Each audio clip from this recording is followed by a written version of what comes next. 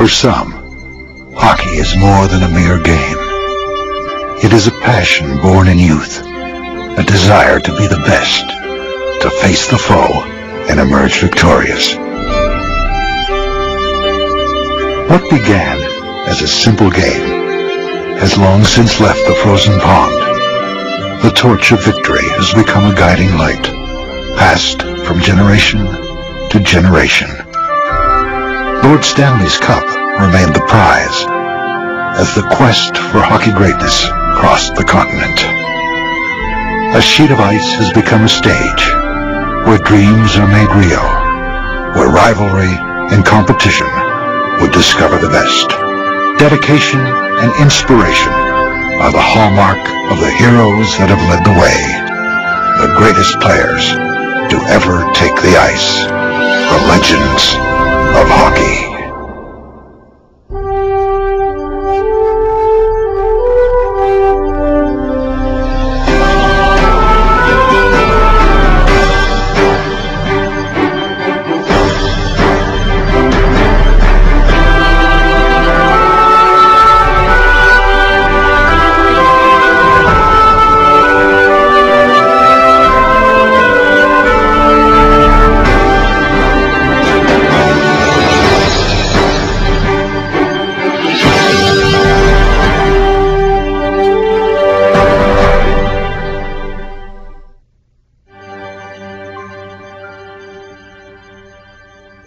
The first hockey stick that my parents ever bought me, I talked my mother into taking me to the sporting goods store, and I think it was about $5 at that time.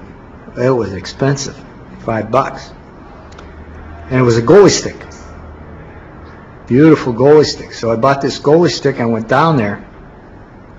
First time on the ice with the goalie stick, I broke it.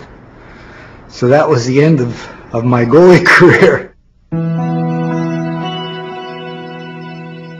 I wanted to make a beautiful little rink, so I plowed the ice, made the snowbanks for the boards, were snowbanks, and for some reason I had ribbons. I had these blue and red ribbons, so I made a center ice and 2 blue lines, and my mom gave me a hot pot of boiling water, and I poured over these ribbons so they would melt into the ice.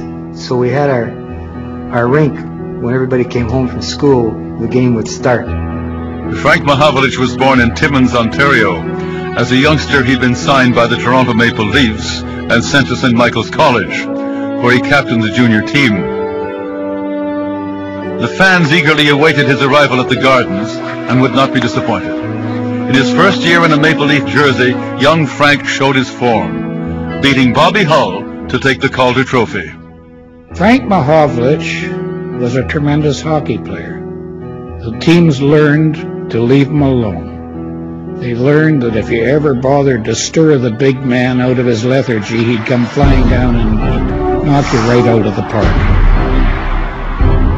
I don't think there was ever a more spectacular sight in hockey than Fränk Machowicz with a full head of steam coming down that left wing with those long strides, with the puck held out well in front of him. He was awe-inspiring. On ice, he could produce brilliance. Yet Punch Imlach, the Toronto coach, and young Frank could seldom see eye to eye. Listen, Imlach was no flaming genius. Imlach was a damn good hockey man, but Imlach had his certain set ways of motivating players, and Machowicz just shrugged that off. He couldn't get to Machowicz, and this drove Imlach crazy. Fränk Machowicz certainly, one of the great players of all time. But the question so many of us have asked, so many of us who are close to the game, did we really see the best of Fränk Machowicz for any sustained length of time? It was a great nickname, the Big M. I mean, there's so few original nicknames anymore, and it just suited a guy that was larger than life. And we knew that he scored 48 goals in one season, that almost hit the 50 mark back then. Gordie Howard got 49 in one season. So, I mean, you're talking about Howe and then Machowicz just being prolific goal scorers, so that's rather exclusive company. Fränk Machowicz was a star commodity. In 1963, after a wild night on the town, the Toronto owners offered to sell the Big M to Chicago for a whopping $1 million. But when heads cleared the next morning, Toronto reconsidered, then reneged on the deal. Back then, the selling of Fränk Machowlич for $1 million from Toronto to Chicago, I mean, that not too many people had that marquee clout. And nowadays, with endorsements and the moniker of the Big M, I mean, he could be the modern day Wayne Gretzky in some ways off the ice, but those opportunities just weren't available back then. The pressure of playing in Toronto, the pressure of playing for Punch Imlach probably cost Fränk Machowlich a chance to enjoy as productive years as he could have with the Maple Leafs before his trade to Detroit. Adding insult to injury, the Toronto management hadn't told Machowlich he was being traded. But his move to Detroit was perhaps a blessing in disguise. Sam Pollock had a dream. He really liked Fränk Machowlich. And one of his dreams was getting Machowlich to Montreal. In 1971, he had a chance. In a 5-year deal with Detroit, he finally got Machowlich. The next spring, Montreal was on St. Catherine Street carrying the cup, thanks to Fränk Machowlich, who had 15 goals in that playoff. I pursued it to the best of my ability, and I gave it my best shot. I think I always went to the wall. I'm quite proud of what I achieved. I was lucky to be in the right place at the right time.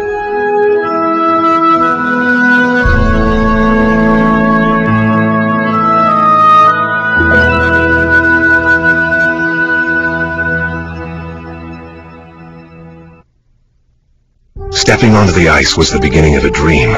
Scoring 378 goals in a single season of Pee Wee hockey was the beginning of a legend. In 5 unforgettable hours, the all-new Legends of Hockey the second season features the players and plays of a lifetime, including Wayne Gretzky, Mario Lemieux, Dave Keon, Ken Dryden, Yvonne Cournoyer, Phil Esposito, and many more. Showcased in this collector edition deluxe box set or feature pack DVD, Legends of Hockey, in fine stores everywhere.